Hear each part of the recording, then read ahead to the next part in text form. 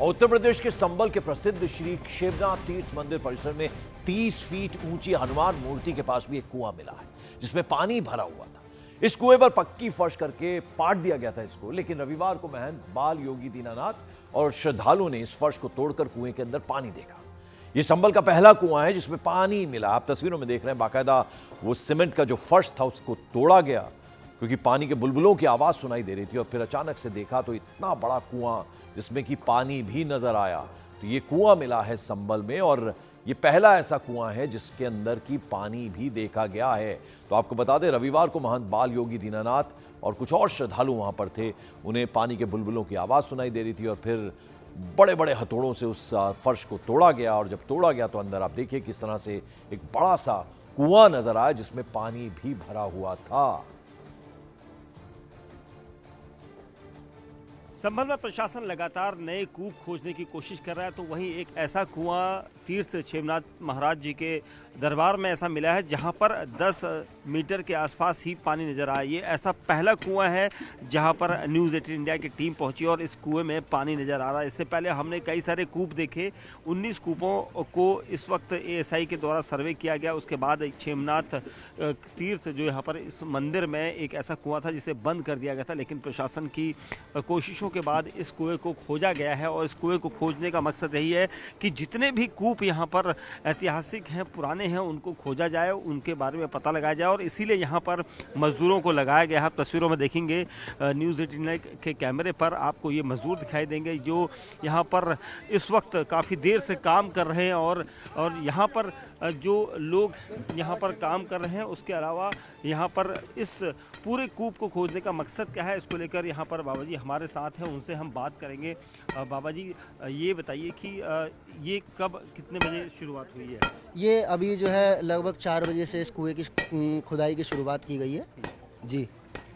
क्या ये कुआं बंद कब किया गया था और क्यों अब खुलवाया? प्रशासन की टीमें आई थी पूरा नहीं, प्रशासन की कोई टीम नहीं आई है वर्तमान समय में। ये तो सब बाबा की चेतना है। सिद्ध शिरोमणि बाबा क्षेत्रनाथ जी की यहाँ समाधि है। बाबा क्षेत्रनाथ जी ने हमें चेतना दी है और इस कुएं के विषय में ये ज्ञान नहीं है कि किस समय से जो है ये बंद है जी। वर्तमान प्राचीन कुआं है जी जी जी, वो आप देख सकते हैं, सदियों पुराना कुआं है। माना जाता है जब तीर्थ नगरी संभल का निर्माण भगवान विश्वकर्मा के द्वारा किया जा रहा था उसी समय का ये कुआं और ये तीर्थ जो है, जो तीर्थ नैमिषारण्य तीर्थ का उपतीर्थ नीमसार तीर्थ के नाम से इसको जाना जाता है, वो तीर्थ और ये कूप आप देख सकते हैं, ये बिल्कुल बगल में है। इस कूप का क्या नाम? इसकी अभी पुष्टि कुछ नहीं हो पाई है। ये क्योंकि कूप के बारे में कहा जाता है कि कई कूप अलग अलग जल लेकर, किसी के जल पीने से निरोग होता है, तो इस तरह के इस कूप में भी कोई ऐसी विशेषता? इसकी विशेषता होगी, इसके विषय में अभी जो है रिसर्च की जाएगी, जो भी सच्चाई होगी वो सब सामने आ ही जाएगी।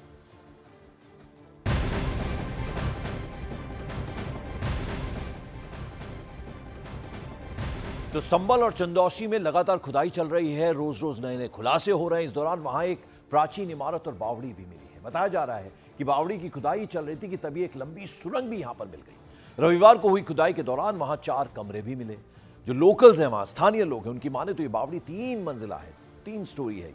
इसमें 12 कमरे हैं, कुआं है और एक लंबी सी सुरंग भी यहां मिली है। आप देखिए, चंदौसी का मुस्लिम इलाका, एक बावड़ी मिली है। कुएं की खुदाई के दौरान जमीन के नीचे ये बावड़ी जो है वो देखी गई। बाकायदा यहाँ 4 कमरे, 3 मंजिला ये बावड़ी बताई जा रही है। इसमें एक लंबी सी सुरंग भी मिली है।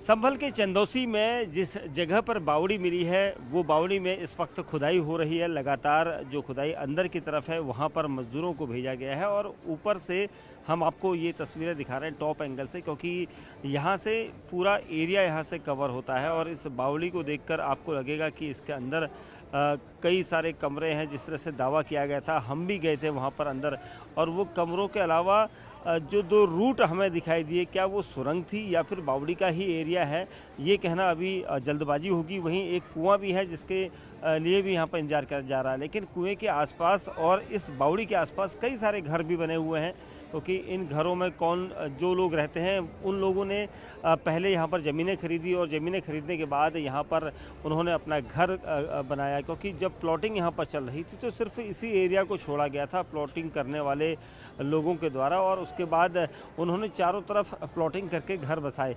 कई लोगों ने यहाँ पर प्लॉट लिए और उसके बाद घर बसाया, क्योंकि ये कहा जाता है कि बावड़ी प्राइवेट भी हो सकती है, क्योंकि अब सरकारी कागजों में इसका, राजस्व के कागजों में भी इसका जिक्र है और इसका एक नंबर दिया गया है कि 215 नंबर में ये बावड़ी का जिक्र है।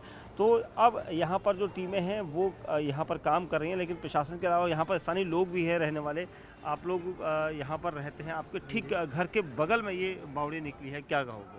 देखो, कभी नहीं पता तो है, ये बहुत पुराना किला है, कुआं टाइप का है ये। तो यहाँ पे जो प्लॉटिंग हुई थी पूरे एरिया की, तो इधर साइड का एरिया छोड़ दिया है। वैसे तो ये बोला गया था कि पार्क वगैरह बनाया जाएगा यहाँ पे, तो काफ़ी टाइम से यहाँ पार्किंग का भी था, तो पार्किंग पे गाड़ियाँ भी खड़ी होती थी। तो अब एक अचानक जैसे यहाँ अतिक्रमण चल रहा है चंदौसी में, उसके चलते हुए यहाँ पे भी एक खुदाई हो रही है। तो खुदाई के दौरान ये सब कुआं निकाला गया है और 4 तरह की इस तरह की गुफाएं वगैरह बना रखी है। ये है तो बहुत लंबा, मगर अभी देखते हैं अब क्या होता है।